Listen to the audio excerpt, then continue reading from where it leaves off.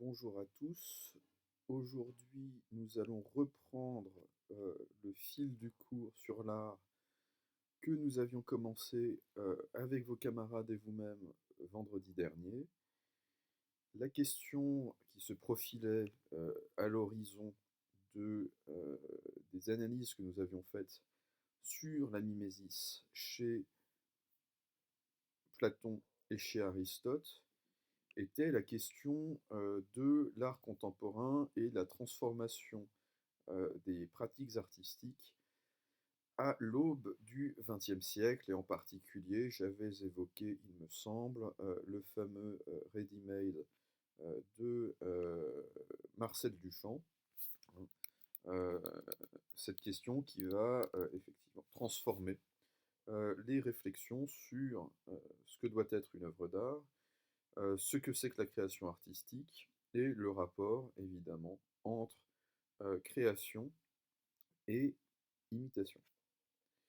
Alors, pour cela, nous allons nous questionner à partir d'un texte de Nelson Goodman que vous avez dans le corpus de texte aux alentours, il me semble, de la page 5, Manière de faire des mondes, un texte de 1977, et une section qui s'intitule Quand y a-t-il art?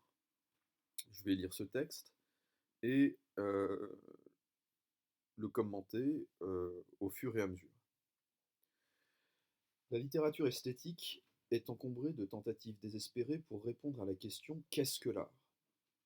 Cette question, souvent confondue sans espoir avec la question de l'évaluation en art, qu'est-ce que l'art de qualité, s'aiguise dans le cas de l'art trouvé, la pierre ramassée sur la route et exposée au musée. Elle s'aggrave encore avec la promotion de l'art dit environnemental et conceptuel. Le pare-choc d'une automobile accidentée dans une galerie d'art est-il une œuvre d'art? Que dire de quelque chose qui ne serait même pas un objet et ne serait pas montré dans une galerie ou un musée? Par exemple, le creusement et le remplissage d'un trou dans Central Park, comme le prescrit Oldenburg. Si ce sont des œuvres d'art, alors toutes les pierres des routes, tous les objets et événements sont-ils des œuvres d'art? Sinon, qu'est-ce qui distingue ce qui est une œuvre d'art de ce qui n'en est pas une? Qu'un artiste l'appelle œuvre d'art? Que ce soit exposé dans un musée ou une galerie, aucune de ces réponses n'emporte la conviction. Alors, je vais m'arrêter sur ce que dit Goodman dans ce paragraphe. Goodman propose de transformer la question traditionnelle de l'essence de l'art, qu'est-ce que l'art, la tentative de définition de toutes les formes de pratiques artistiques, en une question plus fondamentale selon lui, en tout cas qui a plus de pertinence et plus de sens dans le contexte du XXe siècle, et on peut dire que cette question garde toute sa force au XXIe siècle, évidemment. Quand y a-t-il art? L'art contemporain a manifestement changé la donne et il nous oblige à repenser le rapport de l'artiste au monde, la question de l'œuvre d'art, ce que c'est qu'une œuvre, effectivement, et la question du rapport entre le public et l'art. Alors, le problème fondamental que pose l'art contemporain, à mon sens, c'est effectivement celle de savoir s'il peut exister un art sans œuvre, à proprement parler. Autrement dit, alors que Aristote définissait l'art comme poiesis, c'est-à-dire production d'une œuvre, que cette œuvre soit d'ailleurs un artefact, c'est-à-dire une chose, ou une, ce qu'on appellerait aujourd'hui une performance, c'est-à-dire par exemple la danse. Il y a des œuvres de danse, ce ne sont pas des artefacts évidemment. Le chant, la chanson, la poésie, constituent des œuvres sans être des artefacts, mais au fond ce n'est pas le ça ne pose pas de problème pour concevoir l'art comme poiesis, comme création. En revanche, si vous faites comme Marcel Duchamp, que vous entrez, alors je vais retrouver la date et l'anecdote précise, que vous entrez au BHV, hein, euh, un petit, alors, quel est le premier ready-made? Très exactement, que je ne vous dise pas de bêtises. Il me semble que c'est, il me semble que c'est, non pas la roue de bicyclette, voilà. C'est le porte-bouteille que Marcel Duchamp va acheter en 1914 à Paris au BHV, qu'il va signer et vendre à une galerie d'art. Évidemment, pour une somme bien plus considérable que la somme qu'il avait déboursée au BHV. Il va vendre un porte-bouteille et le présenter comme l'œuvre d'un artiste, comme son œuvre. Alors évidemment, cela bouleverse totalement le rapport traditionnel entre l'œuvre et l'artiste, à savoir que ça met quand même en question l'idée que l'artiste serait nécessairement le créateur de son œuvre. Alors, si l'artiste ne fait pas de l'art, que fait-il en fait? Si l'artiste ne fait pas d'œuvre, en quoi est-il un artiste? N'est-il pas un imposteur? Euh, Tout cela a-t-il un sens? C'est très sincèrement une question qu'on peut se poser face à certaines œuvres d'art contemporains. Ce qui va se manifester dans l'art contemporain, c'est donc la crise, en fait, de la création artistique telle qu'elle va s'exprimer avec ce qu'on appelle le ready-made. C'est un anglicisme d'ailleurs créé par Marcel Duchamp, READY-MADE, ready-made, c'est-à-dire déjà fait, prêt à l'emploi, préfabriqué. Un artiste peut-il trouver dans le monde son œuvre plutôt que de créer un monde qui lui soit propre et qui soit son œuvre? Cela pose donc la question du statut, en fait, de l'artiste comme créateur, comme je vous le disais. Alors, l'art contemporain est déployé des trésors d'ingéniosité pour créer ce type de... oui, on peut parler d'œuvre hein, d'une certaine manière, en tout cas euh,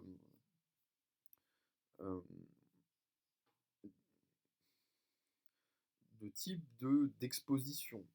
Alors, je vais vous donner quelques exemples. Christo, C-H-R-I-S-T-O, va développer le land art.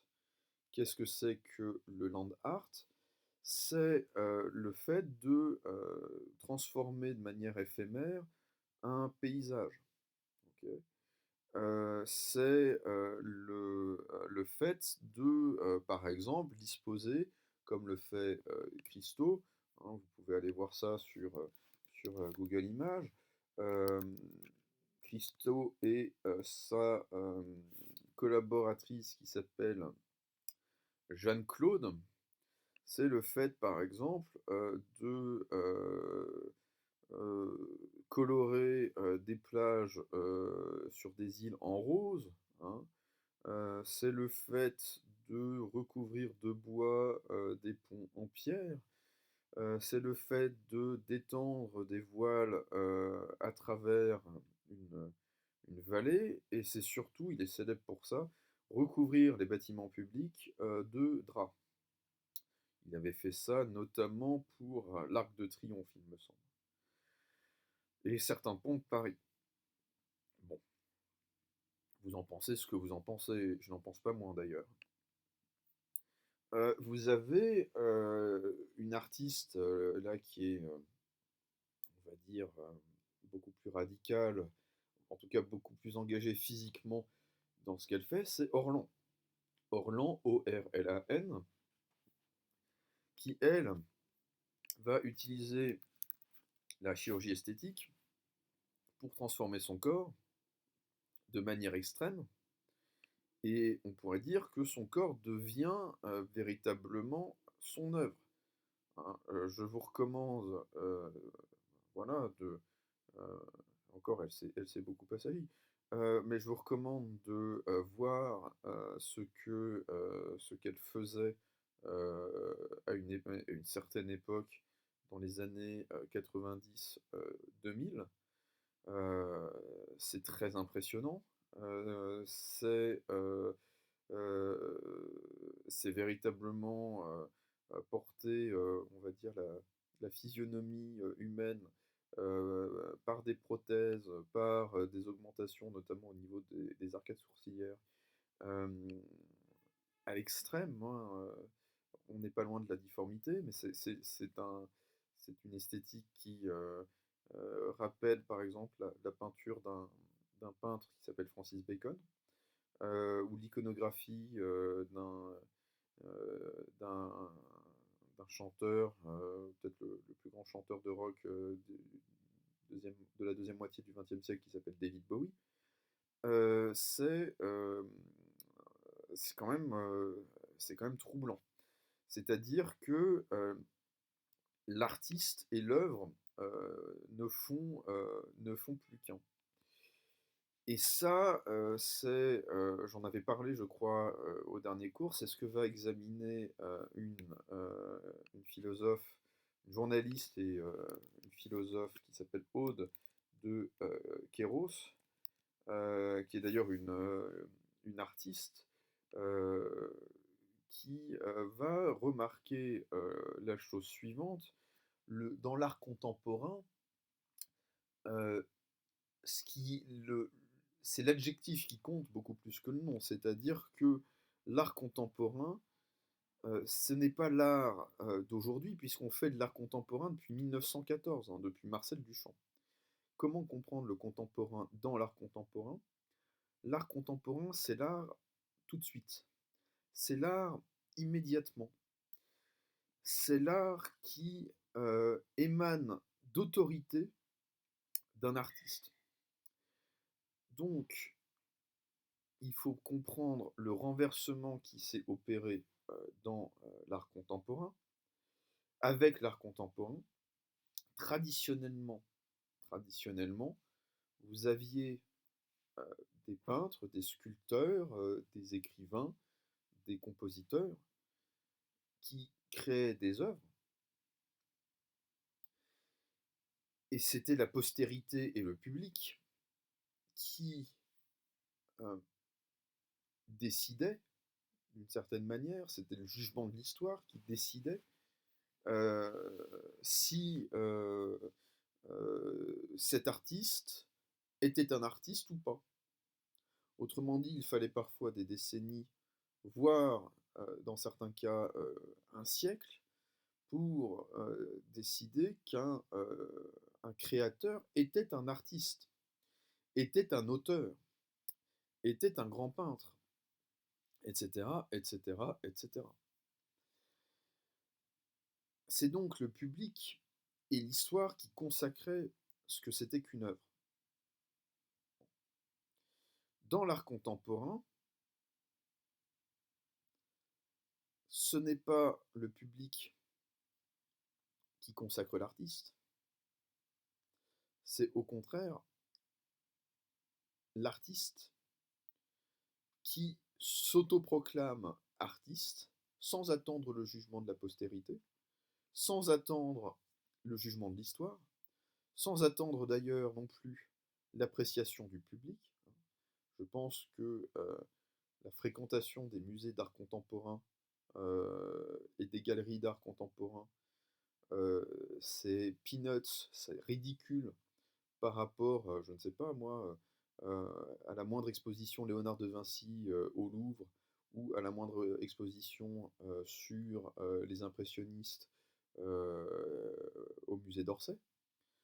Autrement dit, les gens vont très peu voir des expositions d'art contemporain, donc l'artiste contemporain se passe très très bien du jugement du public.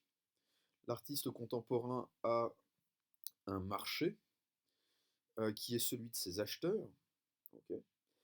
Et l'acheteur va décréter, au fond, qui est un artiste et qui n'en est pas un.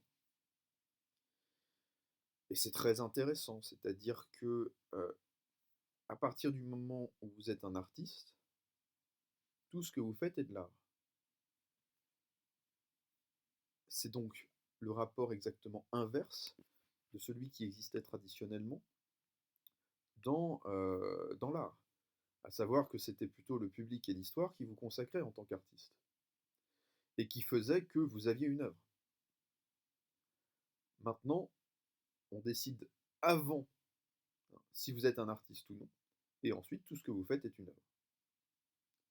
C'est littéralement, l'art contemporain a refait le monde de l'art, au sens où il l'a totalement inversé, il en a inversé l'ordre. Alors, je poursuis en revenant sur la fin du paragraphe. Euh, le Goodman aborde deux pistes en fait. Qu'est-ce qui distingue ce qui est une œuvre d'art de ce qui n'en est pas une?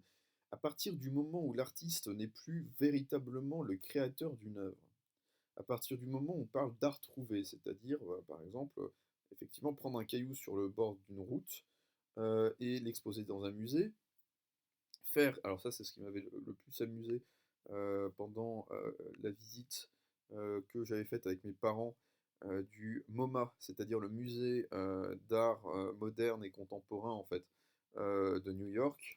Euh, Il y avait, j'étais petit et ça me faisait rigoler. Euh, C'était un hélicoptère peint en vert.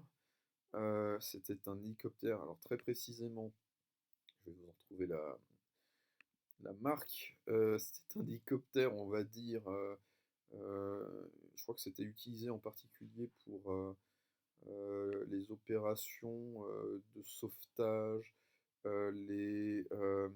C'était un hélicoptère fait pour transporter les blessés pendant la guerre de Corée. Euh, alors, comment s'appelait je crois que c'était un Bell. Enfin bref, ça a peu d'importance. Mais en gros, c'était un hélicoptère peint en verre dans un musée d'art contemporain, et c'était ça l'œuvre. Il faudrait que je retrouve quand même le nom de l'artiste, hein, n'est-ce pas? C'était un dragonfly apparemment, donc une libellule en bon français.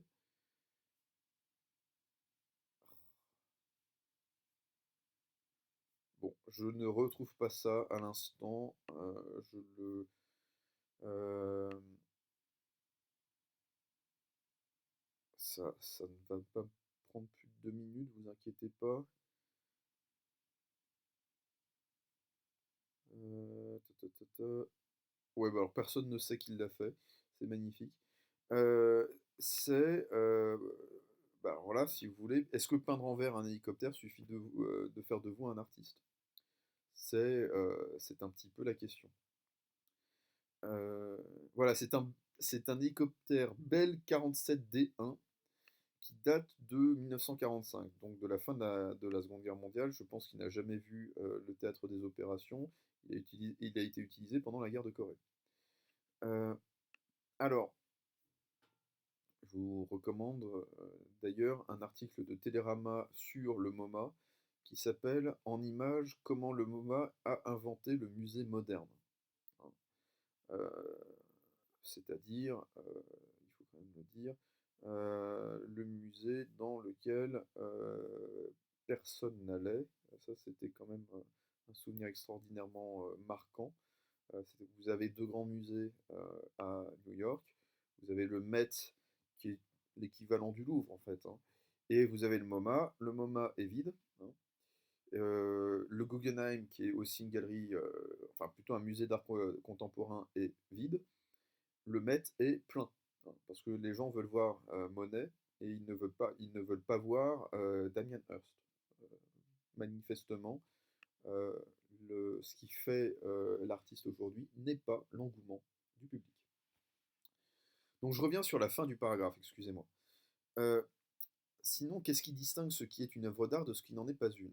Qu'un artiste l'appelle œuvre d'art, que ce soit exposé dans un musée ou une galerie, aucune de ces réponses n'emporte la conviction.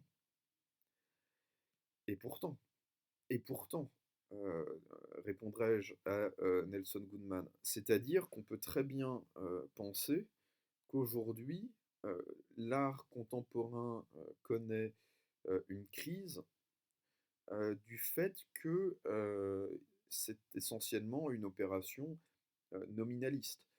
Il suffit d'appeler quelque chose œuvre d'art et ça devient automatiquement, aux yeux des institutions, aux yeux du marché, une œuvre d'art. Le fait de donner une reconnaissance institutionnelle à un artiste en l'exposant, évidemment, évidemment que cela a un poids pour affirmer et oser affirmer que c'est de l'art. Je rappelle que, par exemple, je ne sais plus comment s'appelait cet artiste, à vrai dire, il y a certaines informations qu'on préfère euh, refouler. Voilà. Alors, il y avait une artiste, un artiste, pardon, qui s'appelle Anish Kapoor, qui avait exposé une espèce, enfin, je vous laisserai regarder, hein, c'est une espèce de,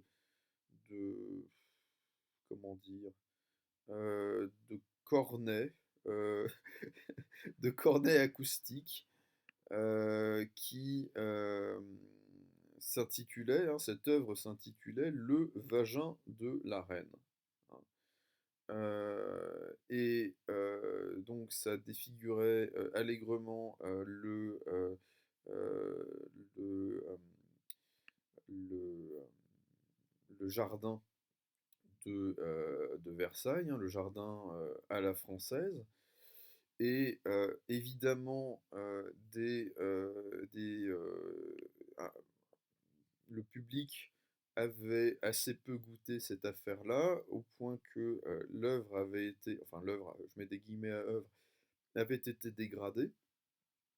Et évidemment, Paris Match, Télérama, l'Express, euh, les Inrocks, toute la presse, on va dire, culturelle de France et de Navarre avait parlé de vandalisme, hein, comme si l'œuvre de Anish Kapoor ne constituait pas du vandalisme, et avait poussé des cris d'orfraie pour dire que ceux qui avaient mis des graffitis sur ce machin ne valaient pas mieux que les talibans qui avaient défiguré les fameux Bouddhas qu'on trouve dans les zones tribales du Bamiyan,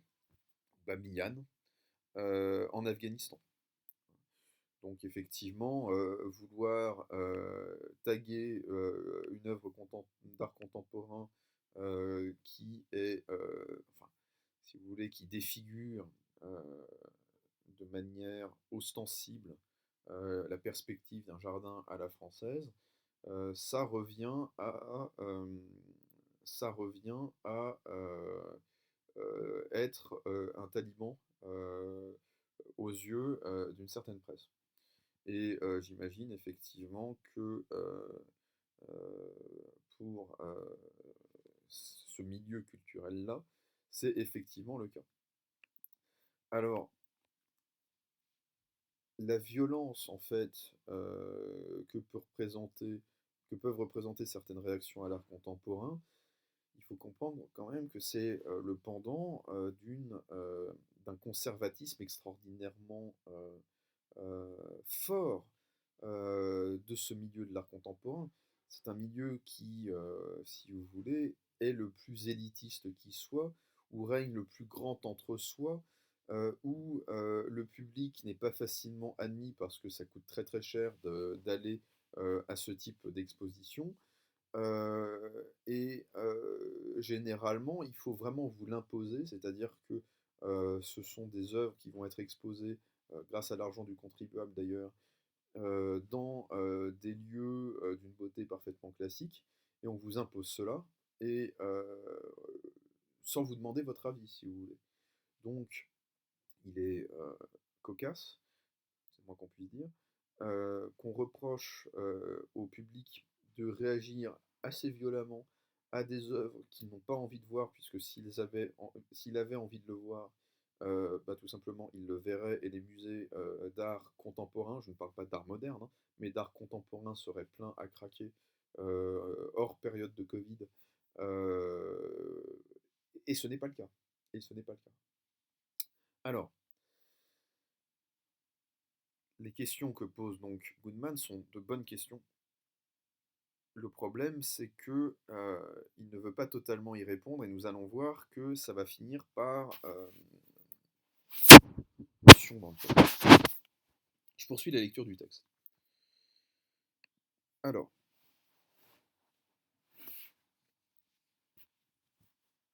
je suis un petit peu avachi, pardonnez-moi. Hop. Voilà, c'est beaucoup mieux. Je le remarquais au commencement de ce chapitre, une partie de l'embarras provient de ce qu'on pose une fausse question. On n'arrive pas à reconnaître qu'une chose puisse fonctionner comme œuvre d'art en certains moments et non en d'autres. Pour les cas cruciaux, la véritable question n'est pas quels objets d'art sont de façon permanente des œuvres d'art, mais quand un objet fonctionne-t-il comme œuvre d'art? Ou plus brièvement, comme dans mon titre, quand y a-t-il art? Ma réponse, exactement de la même façon qu'un objet peut être un symbole, par exemple un échantillon, à certains moments et dans certaines circonstances. De même, un objet peut être une œuvre d'art en certains moments et non en d'autres. À vrai dire, un objet devient précisément une œuvre d'art parce que, et pendant qu'il fonctionne d'une certaine façon comme symbole. Tant qu'elle est sur une route, la pierre n'est d'habitude pas une œuvre d'art. Bah oui. Mais elle peut en devenir une quand elle est donnée à voir dans un musée d'art. Sur la route, elle n'accomplit en général aucune fonction symbolique. Au musée, elle exemplifie certaines de ses propriétés, par exemple les propriétés de forme, couleur, texture. Le creusement et remplissage d'un trou fonctionnent comme œuvre dans la mesure où notre attention est dirigée vers lui en tant que symbole exemplifiant. Alors, exemplifiant de quoi? Je ne sais pas. D'un autre côté, un tableau de Rembrandt cesserait de fonctionner comme œuvre d'art si l'on s'en servait pour boucher une vitre cassée ou pour s'abriter. Alors je m'arrête là parce qu'on commence à comprendre que l'analyse de Goodman devient de plus en plus friable. Alors, je reviens simplement sur le titre de cette section, quand y a-t-il art? La question de savoir ce que c'est que l'art euh, n'intéresse plus Goodman, ou en tout cas intéresse Goodman de manière secondaire. Ce qui l'intéresse, c'est de savoir quand il y a art, c'est-à-dire quand n'importe quel objet, n'importe quel geste, n'importe quel fait peut fonctionner comme œuvre d'art. La réponse de Goodman, c'est quand cet objet peut fonctionner comme un symbole. C'est-à-dire lorsqu'elle exemplifie, dit Goodman, des propriétés qui vont valoir, et alors c'est ça qui est intéressant, qui vont valoir pour elles-mêmes, mais qui vont en même temps renvoyer à d'autres choses. d'autres faits, d'autres événements. Alors, c'est très intéressant ce qu'il dit parce que c'est à la limite de la cohérence en fait quand on s'y intéresse de près, quand on s'y penche de près. Qu'est-ce que c'est qu'un symbole? Un symbole, c'est un objet qui renvoie à un sens qu'il n'a pas en lui-même. Donc ça a la fonction d'un signe incarné. Un symbole est un signe incarné. Exemple de symbole, le drapeau français, c'est le symbole de la France. Euh, le, euh, euh, la balance est le symbole de l'équité. Euh, c'est, C'est-à-dire que ce sont des objets qui ont une fonction de renvoi. La balance renvoie à l'équité. Le drapeau français renvoie à la France. Ok. Donc, ça a une fonction de signification, mais en même temps, ça a aussi une fonction de substitution. C'est-à-dire qu'il y a sur les bases militaires françaises, on salue le drapeau, c'est-à-dire qu'on salue non pas le drapeau, mais la France. Euh, le, euh, Dans les représentations, par exemple, artistiques, la balance, ça ne renvoie pas à la justice, c'est parfois la justice. Ok. Si vous voulez, tous les costumes de super-héros fonctionnent sur ce principe-là, c'est à la fois ce qui renvoie à et ce qui incarne telle ou telle vertu ou tel vice. Alors, que nous dit Goodman? Goodman nous dit, bon, une œuvre d'art fonctionne comme une œuvre d'art à partir du moment où elle a une dimension symbolique, c'est-à-dire qu'elle, normalement, hein, ça veut dire qu'elle renvoie à autre chose qu'elle-même. Bon. Mais euh, vous mettez un caillou trouvé sur le bord de la route dans un musée, en quoi la pierre devient-elle un symbole, en fait? C'est ce qu'on peine à comprendre. Euh, alors, ce qu'il dit, c'est que le, le, la pierre exemplifierait à ce moment-là, dans un certain contexte, certaines propriétés de forme, de couleur ou de texture. Oui, très bien. Simplement, le problème à ce moment-là, c'est que ça n'a rien de symbolique, premièrement. Et deuxièmement, je rappelle ce que disait Goodman au premier paragraphe. Qu'est-ce qu'il faut pour qu'une œuvre d'art soit une œuvre d'art? Qu'un artiste l'appelle œuvre d'art, que ce soit exposé dans un musée ou une galerie, aucune de ces réponses n'emporte la conviction. Autrement dit, Goodman nous dit il ne suffit pas de mettre un caillou dans un musée pour que ça devienne une œuvre d'art. Que nous dit-il ensuite? Tant qu'elle est sur la route, la pierre n'est d'habitude pas une œuvre d'art, mais elle peut en devenir une quand elle est donnée à voir dans un musée d'art. Il faudrait savoir. Je comprends ce qu'il veut dire. Il veut dire que dans un certain contexte, hein, dans un certain quand y a-t-il art? Dans un certain contexte, on va prêter attention à certaines propriétés esthétiques d'un objet qui peut sembler parfaitement anodin quand on le rencontre dans dans le contexte du quotidien. Le caillou sur le bord de la route. D'accord. Mais est-ce que ça fait totalement disparaître la question initiale qui se posait, à savoir qu'est-ce que l'art? Euh, Est-ce que le fait de présenter un, un caillou comme une œuvre d'art en fait véritablement une œuvre d'art? On peut en douter. On peut en douter. Et la raison pour laquelle on peut en douter, c'est tout simplement le fait que j'aimerais bien savoir qui serait capable de payer, qui serait prêt à payer 40 euros pour voir une collection de cailloux dans un musée, à part ceux qui sont déjà, celles et ceux qui sont déjà habitués à payer largement plus pour des activités qui sont essentiellement des activités qui marquent une appartenance sociale. D'un autre côté, dit Goodman, un tableau de Rembrandt cesserait de fonctionner comme une œuvre d'art si l'on s'en servait pour boucher une vitre cassée ou pour s'abriter. Mais est-ce qu'elle cesserait, est-ce que ce tableau cesserait d'être une œuvre d'art? Il cesserait de fonctionner comme une œuvre d'art, mais cesserait-il d'être une œuvre d'art?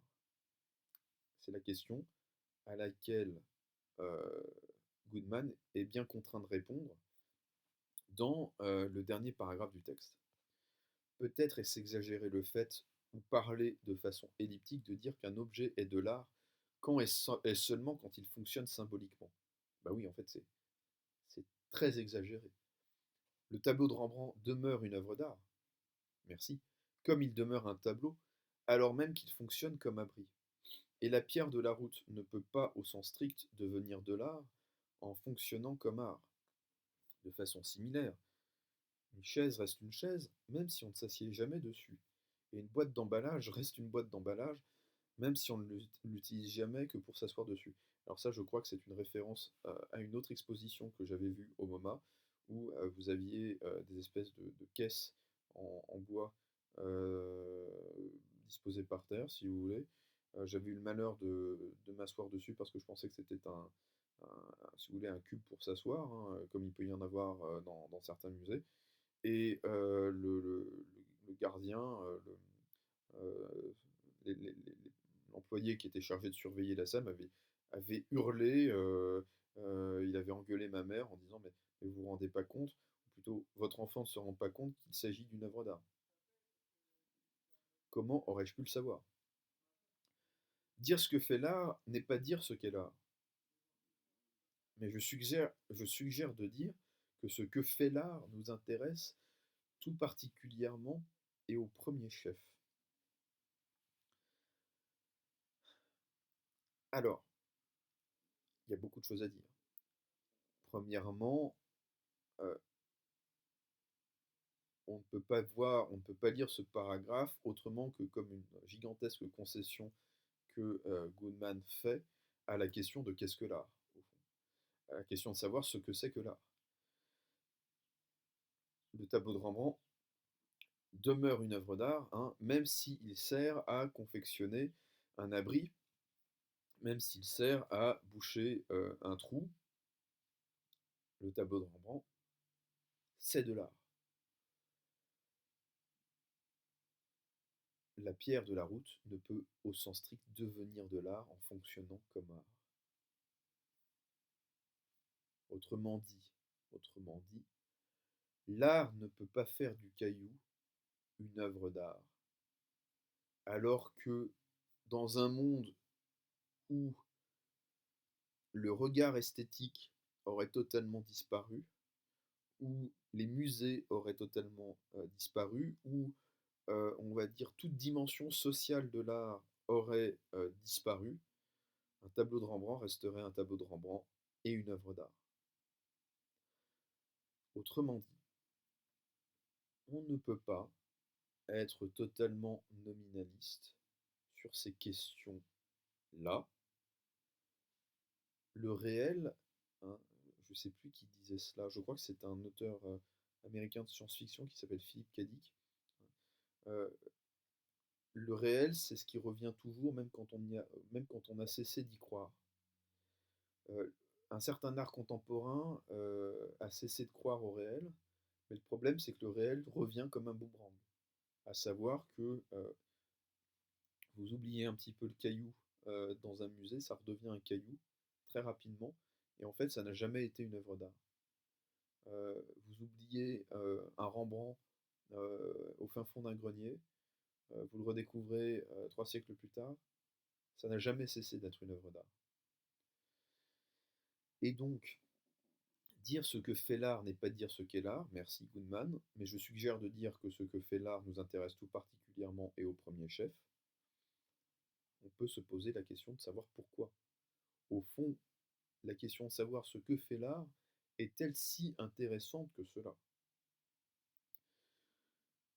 L'art peut-il, et en particulier l'art contemporain, peut-il se passer d'un rapport de création d'un rapport au monde et un rapport qui serait celui de la création d'un monde.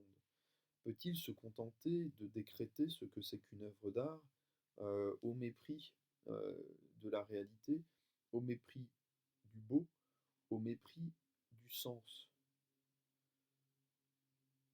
Goodman est peut-être le philosophe qui allait le plus loin dans ce sens-là, et même lui est obligé de rétro-pédaler, de rétrocéder euh, euh, et de concéder du terrain, pardon, sur cette question. Voilà. Écoutez, j'en ai terminé sur Goodman, sur aussi, je pense, la question la question très particulière de l'art contemporain.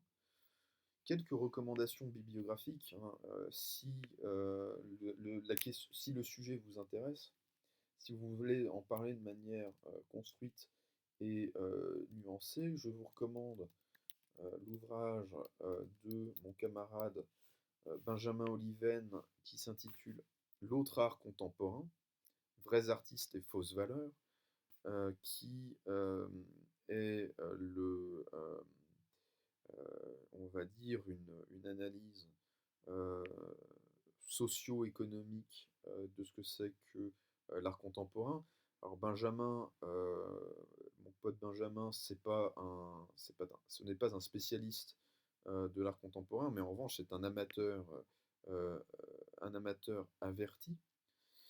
Et ce qu'il explique, c'est qu'au fond, parallèlement à, on va dire, ce qu'il conviendrait d'appeler quand même des impostures de l'art contemporain, il y a eu un véritable art contemporain.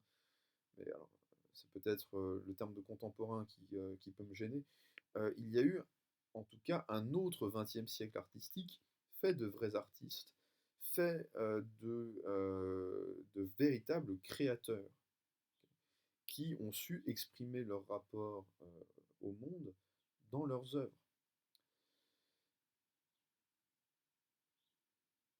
Je vous recommande aussi les ouvrages d'Aude de Kéros,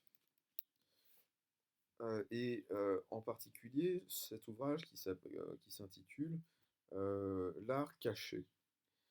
L'art caché et si vraiment vous voulez aller plus loin, vous pouvez lire Art contemporain, manipulation et géopolitique, chronique d'une domination économique et culturelle. Ça vous explique notamment l'émergence du marché de l'art contemporain en Chine et les enjeux financiers extraordinairement importants de ce marché de l'art. Euh, Ce n'est pas un hasard si